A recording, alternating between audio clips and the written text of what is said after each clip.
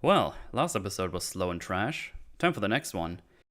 Starting up, we visit the dwarves briefly and see Durin and Disa talk about how they need to look out for their cash flow. So apparently so much time has passed that they're now starting to be low on money. Okay, I guess? Disa still seems to have a pretty high-ranking job being one of those stone singers. I'm not sure about the proper term. And we see later that Durin in fact is working also, so even if your dad is really not giving you anything anymore, you should still be pretty alright, I think. I don't know, I'm not knowledgeable about the economics in the Dwarven kingdom, so maybe they just live over their means now. Then an earthquake happens and closes all the light holes, and the whole city is in complete darkness. Well, that sucks. I assume that has to do with the eruption of Mount Doom, but I think it's pretty far away, right? Yep, that's quite the distance. I wonder how that happened. But we don't get to know this quite yet, because first we go back to Galadriel.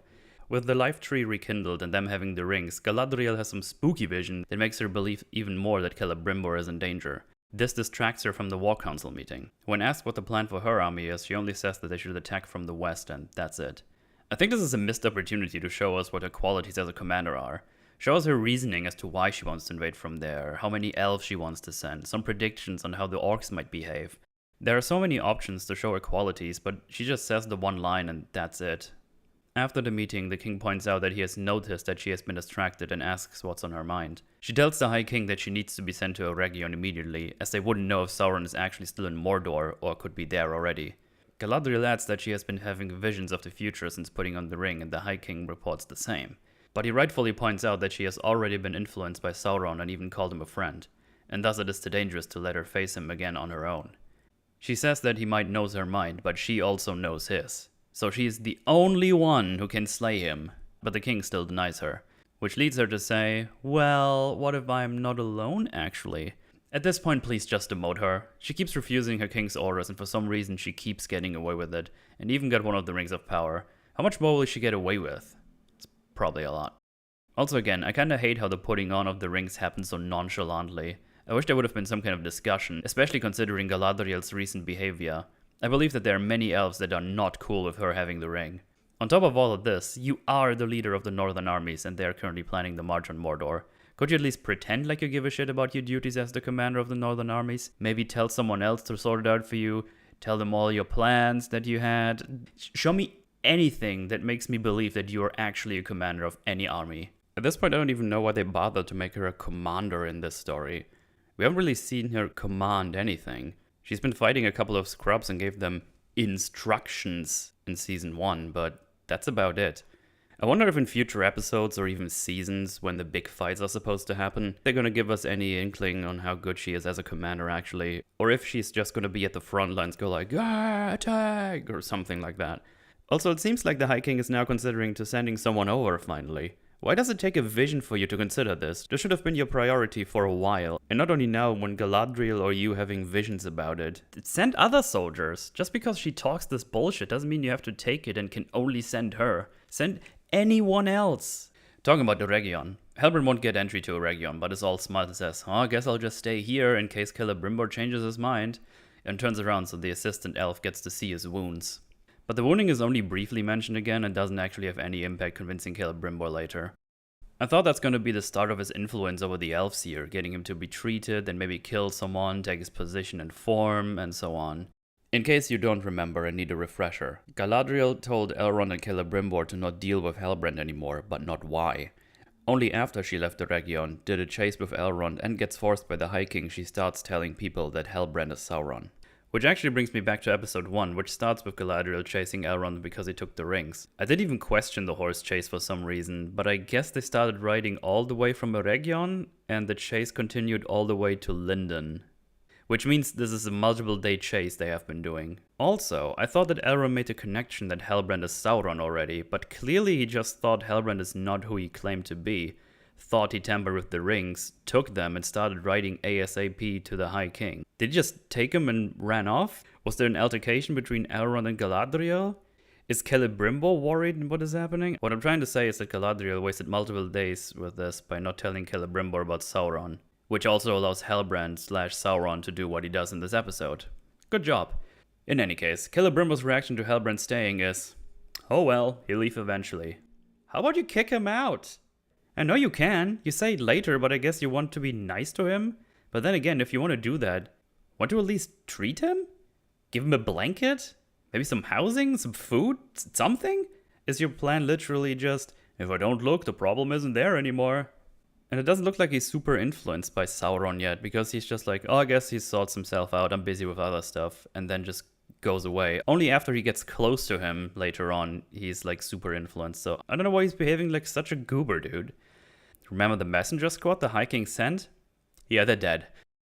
As far as we know, Sauron does not know that he has been followed, and even if he knew, he has no say over the orcs. Unless he's doing some weird dark speech magic off screen that we don't know about and we need to fill in ourselves because the show doesn't care. But if we go with what we've seen, this means we have another epic coincidence happen where the elves have seemingly been killed by the orc squad that has been following Sauron. How inconvenient. Back in Rune, we get to see this weird new faction that I have no idea who or what they are. But we have another wizard here. But he's evil. Anyway, this lady releases some bugs, gets cut, and that seems to spawn Eminem from Season 1. I guess they can do that. She tells him that Sauron's shadow is getting stronger and is doing all this crazy deceiving stuff, and they don't need to worry about the Istar as he's lost and vulnerable. I don't know, they just got handed a map by Poppy and they seem to be on their way, so I think you might have outdated information. How does she know of any of this after she got disintegrated in Season 1 anyway? I don't know, you fucking figure it out, I have no clue. But one of the evil mask guys is here and says that he will get the Istar for the Dark Wizard if he cures the curse upon their flesh. Oh, is that why they're wearing the masks? This guy. Ask yourself, why has he got his hat pulled down like that? He's fuck ugly. The wizard wonders why he would be able to do it, because even his most powerful acolyte couldn't defeat the Istar. She's one of your most powerful soldiers? Man, you're screwed. She and two others lost against a couple of Harfoots and an Istar that could barely talk. But you see, he's got this epic plan. If the Istar won't surrender, he will slaughter his halfling friends. Wow, what a cunning and crazy plan. I'm sure it'll go great. Like that one time Eminem and his backup singers failed against the Harfoots when they tried to lure them in by pretending to be the Istar and kill their Harfoot friends. Yeah, I'm not convinced, but maybe he's just that good. Next up, we see Nori trying to give the stranger a name, but he says, somebody doesn't just give you your name, it is yours already. What? Pretty sure even in this universe, if you have a child, you just name it, right? No, this has like some thematic meaning or whatever, where you get called like Hope or something when you're like the chosen one, or I don't know. But I'm pretty sure he knows he has a name already, but he hasn't remembered it yet. Or he actually doesn't, and they find some stupid way to name him Gandalf in the end. In the meantime, Poppy is very happy because she found a shorter way which leads through a big desert, and they decide to not go there as they don't have the resources to get through. They make camp and the trackers arrive and they have to hide and somehow don't get found. I mean, look at them, they don't even look that hard. And also miss this very obvious blanket they're hiding behind. Like, dude, you're standing right in front of it, how are you missing this? Not looking good for those trackers. This spooky encounter leads the stranger to say that they should probably look for another path, but they already have it. Meaning the desert, of course. So we used Chekhov's desert already. Wow. Okay.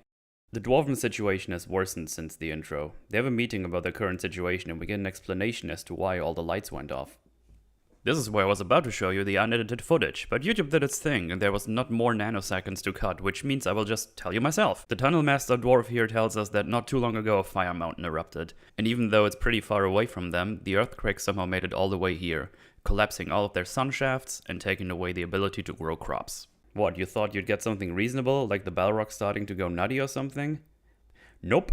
The tremors somehow made it here and were apparently strong enough to destroy every single one of their sun shafts. On top of that, none of the Stonesinger ladies were able to find any safe path to repair those shafts. Wow, that's massively inconvenient. And you might think, well, dig completely new ones then. Well, don't worry, your girl Disa got this.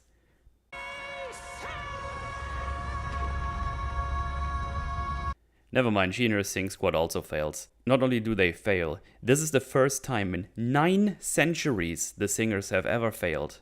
And now they just gotta try manually with manly man-dwarf hands. The woman can't get it done? Hello? Base department?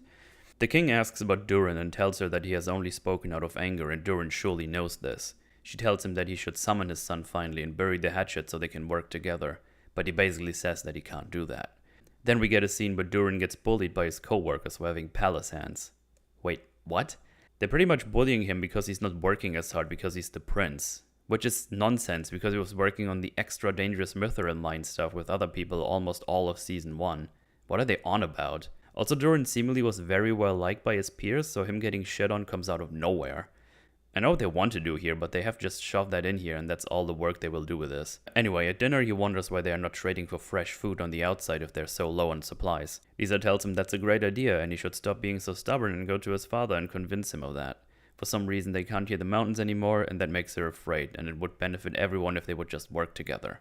It's only a small thing, but when the king says that it takes strength to not go and summon his son for a conversation, there's this whole thing they could have done where he's bound not to talk to him because of his position as a king, meaning his peers wouldn't respect him as much anymore if he would give up the grudge, even though it is his own son. It could be this tragic tale in here that you could span through multiple episodes, hell even a full season, and have really satisfying payoff where they reunite and work together. Just to be clear, I think these parts are actually decent. Disa is appealing to the things the two want, and the dwarves have some actual conversations where they react to the things that they say to each other. I just think this is still gimped by how quickly they go through it and don't capitalize on the cool things they present. If your episodes are 1 hour plus each, take your time. Even the part where he gets bullied is something you can do something with, given proper time and execution. I know they're trying to do the thing where they blame him for all of this because he let his elven friend in and since then everything got worse. And also that he doesn't work as hard because he's royalty. Instead, he could have some people support Durin, while other people give him shit for being friends with an elf, and then he could prove himself to the mean dwarves or save them from an accident and get their support that way. Just as quick, very simple examples of what you can do with those two scenarios. It's so easy, man. It basically writes itself. But no, instead we get, well, the sun shafts collapsed because of the Mount Doom exploding, and somehow the tremors made it here. Also, there's no safe way to repair them. Also, the singer ladies fail for the first time in 9 centuries. Can we have this Emmy now? Well, back to the elves. Galadriel is trying to assemble a team because the High King just won't let her go on her own and just refuses to send anyone else except Galadriel because she's so cool. She goes to meet Elrond in Círdan's shop where he's just building a boat and tells him about her plan to go to Eregion. And when he asks why he should come with her, she tells him that it's because of Sauron's deception and she can't let him in again. She even says that this is why they need Elrond, to guide them so they won't be led astray. But Elrond just says that Sauron never left her, and that by using the rings they made every elf a collaborator to his scheme, and says how Weasley he is with his manipulation. So basically Elrond has a pretty good and solid understanding of how Sauron operates. After he says these very reasonable things, she reminds him of the promise that if there was a shred of truth at what she said in season 1, he wouldn't stop until the evil has been quenched. Love to see Galadriel still trying to guilt trip people into helping her, even though they just made a very valid point. She just goes straight back to blackmailing. Fucking amazing. Also, that promise didn't include you being the one keeping Sauron alive on your revenge spree. As much as I like that he tells her to piss off and leave him alone, I gotta say, really dude? You're not gonna help at all? You're just gonna build boats? Elrond, you had me on board so hard this whole time, and now you're telling me you're so butthurt that you won't try to steer things in the right direction whatsoever, or keep them in the clear and away from Sauron's deception? You just stay back and see what happens and build boats? Goddamn, Elrond's character has just been assassinated. He'd rather build boats instead of helping his friends and the whole elven race. What the fuck? Also, stealing the rings, getting them destroyed, and almost making them leave the shores of Middle-earth for good with his little stunt in episode 1 seemingly has no consequences whatsoever. He just gets to chill with Círdan and have a nice life. We have now set up that he'd rather chill here and not do anything, so I guess he will not be on the show for a while and at some point make an heroic return or something around those lines. You know, basic stuff. No, we'll actually make a 180 in the next scene. What the hell is happening? Our little boat building elf goes to talk to Círdan outside, and Círdan says, "Judge the work, and leave judgment concerning those who wrought it to the judge who sees all things." What? That sounds like a crazy way to say separate the art from the artist mixed with let God judge them for their wrongdoings. But that's a stupid thing to say about the rings, because it's not about who made them, but what they might have been imbued with. So I don't know what the fuck he's even on about considering that context. He goes on to say that they don't fully understand the powers of the rings yet, but they can be used to do lots of good and they can't let any evildoers have them. In the meantime, he kinda swirls fishies around, showing how they're attracted to the ring, but they don't understand the full potential of the rings yet. But he should be happy that his friends have the rings and not his enemies. So we're just ignoring that Sauron was involved in the process for weeks. That doesn't sound very wise to me, Mr. Oldest and Wisest Man. I guess you could still be corrupted though, unless the last episode, the tree being back, just straight up means Galadriel was right all along and there was no corruption. So we went through episode 1 with Elrond trying to convince everyone that the rings might be corrupted, making some really good points as to why they would be. Just for the wise old man that he trusts so much because he's wise and old to go back on his word because of a wave. In the meantime, Galadriel guilt trips people, lied about Sauron's involvement with the rings, didn't tell them about Sauron to avoid the consequences of her actions, just for one of the rings to land right in front of her to wear alongside Círdan and Gil-galad and revive the tree, which implies that the rings do work and don't seem to have any corruption at all, and as we learn, even give you future side powers. But now Círdan is like, yo, help your friends and steer the ship. Elrond tried, and the plot said, no, you're wrong, go build boats. The other option is that Círdan learned off-screen about Galadriel's failure and possibility of her being corrupted, and overheard their conversation just now and is talking about helping Galadriel specifically not to get tricked by Sauron again. But that means filling in the holes for myself, which again is a Rings of Power staple. Círdan then ends his little lecture by telling Elrond that he should stop being such a wuss and go help his friends. And of course the next time we see him he's going to help Galadriel. The fact that Elrond needs to be told by the oldest and wisest of elves not to be a bitch is laughable. He should know better himself. He understands Sauron's powers so well and he doesn't want to use the knowledge to help. That's crazy to me. Time to spend some time with the wizards and the Harfoots. Yay. They're going through the desert and become very thirsty. The stranger, currently pulling the Harfoots on a blanket, succumbs to the thirst and collapses. Oh no, whatever will they do? They just happen to find a well with water. They just keep doing it. I think I might have to do a list. Poppy pulls a bucket with water from the well, and when she lets go of the rope locking thing, it starts ringing the bell like crazy, and they don't even try to stop it. Remember how they switched course so they won't be found by the scary guys? Yeah, I guess I forgot about that, because they just let this bell ring until the rope runs out. They just don't care. So obviously they get found by the group of trackers who want to capture them. Oh no, look, it's so many of them. Whatever will they do? Well, right before they arrive, he just happens to find a stick that looks kinda like the one in his dreams. And he uses that to conjure a massive tornado, which he can't control. And the stick disintegrates. You know, it's fine when things just happen sometimes, you know? This is like a thing they use in writing. It's fine, you can do that. But if your story consists of only that, that's not very good. Oh, we just happened to stumble upon this well right in time. Oh, luckily we found a stick he can use to conjure a massive tornado. Try to write a coherent story just a little bit. Just try it out. Just see how it feels. Maybe you like it. And then maybe you make a better show. But there's also good news. Because the tornado he conjures flings the Harfoots high into the air. Hooray, they're dead. Probably not, but a man can dream, okay? Seriously though, they get flung up really high. Like, holy balls. I can't wait for them to justify how they survived this. Just watch them land in an oasis or just in another well or something. It's gonna be really funny. Back in Eregion, Celebrimbor shows off his cool new tablet that only lights up in the moonlight. Cool tablet, bro. How about you make a proper umbrella next time? Look at this dumb construction. That's the stupidest umbrella I've ever seen. You need a second person to hold it and then you aren't even dry. He's drenched, dude. What the hell? Well, with that thing, Celebrimbor finally goes to meet Halbrand to tell him he needs to leave or he will be removed by force, as Galadriel told him to not treat with him anymore. As I said, why only now? You could have done that a while ago, and you wouldn't even need it to go here. If that was an option the whole time, I don't know why we didn't do this to begin with, or why you have to go down there by yourself. Maybe he was just being nice to the guy that made the rings. Or it's the corruption or something. At this point, I'm not sure exactly his powers work. Sometimes he has to use the dark speech. Sometimes he has to touch things. Sometimes he just needs to be there, and it kind of works. In any case, Halbrand says that Galadriel told him he would say that. What? Why would she say that? She told Celebrimbor to not treat with him anymore, but she told you that he would say that when he gets there? If I would be Celebrimbor, I'd just be confused. Yeah, of course you would know I'd say that. She was the one who told me not to talk to you. Anyway, Celebrimbor asks if the rings worked, and Sauron tells him, "Oh, I'll let Galadriel tell you, it's not my place." She is not here. You are. Oh, what about your king? He probably told you. Fucker, he already asked you if they worked. Why would you ask if Gil-galad told him anything? He clearly doesn't know yet. He just asked you. And then Sauron goes on to say, classic upper class, taking all the profits of the working man, don't give the other ones any recognition. It's like, what? I see what they're trying to do here, appealing to Celebrimbor's ego and trying to make him believe he's being ghosted now that he made the rings. But that was not an issue before. Celebrimbor is the Lord of Eregion. From what I understand, he basically owns the city and is revered as one of the best elven smiths ever. Why the hell would that work? Again, you could all intertwine this with Sauron being deceptive and everything, but it's not there. You're just jumping the gun. Take some time. You have an hour per episode. Fucking use it. Also, Eregion and Linden are not really that close to each other, so it'll take time for messages to arrive, even on horseback. If I understand correctly, it's hundreds of miles between the cities, so that'll take a while. But this is another staple of the show where people just arrive in places and we don't know how long it actually took.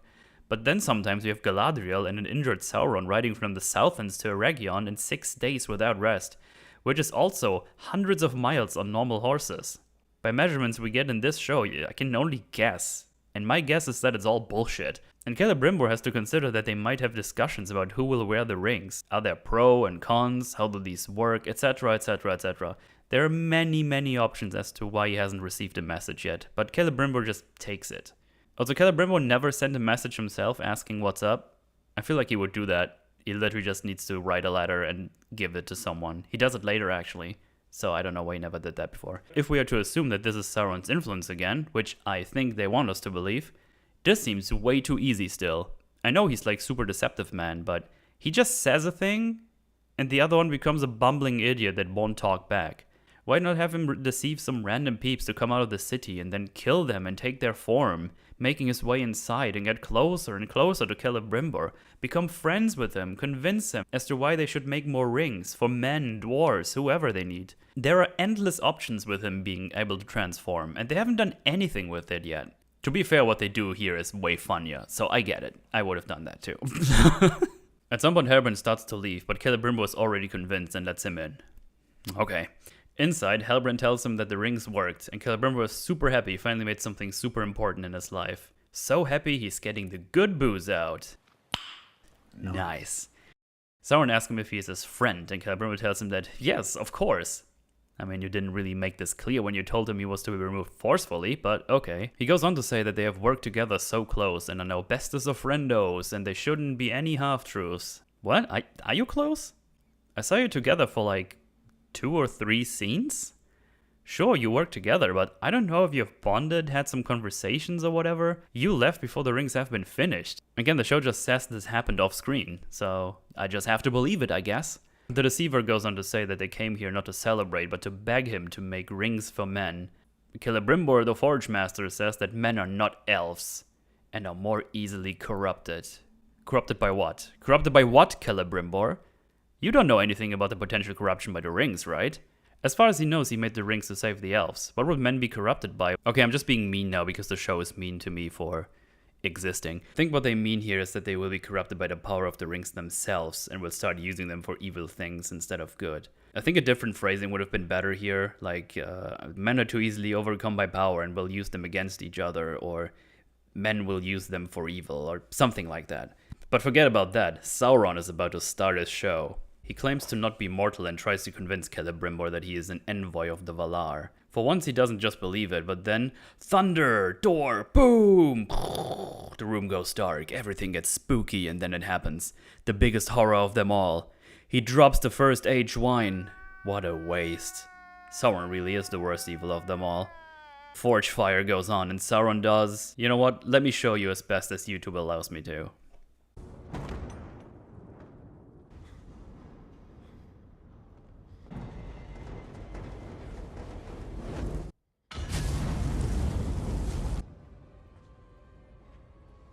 In search of an artist, a storm is coming, Celebrimbor.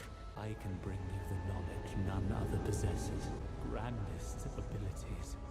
Never again will the world overlook you as the mere scion of Feanor, but forevermore revere you, the Lord of the Rings. Yes, Sauron is now in fact Jesus. Please turn some water into wine, you made me spill my good one. Anyway, Celebrimbor quickly bows, but he gets told to rise and that they have work to do, and when asked what he should be called, he says that he should call him Anatar, the Lord of Gifts. And the scene ends. So, Celebrimbor, my boy, my homie.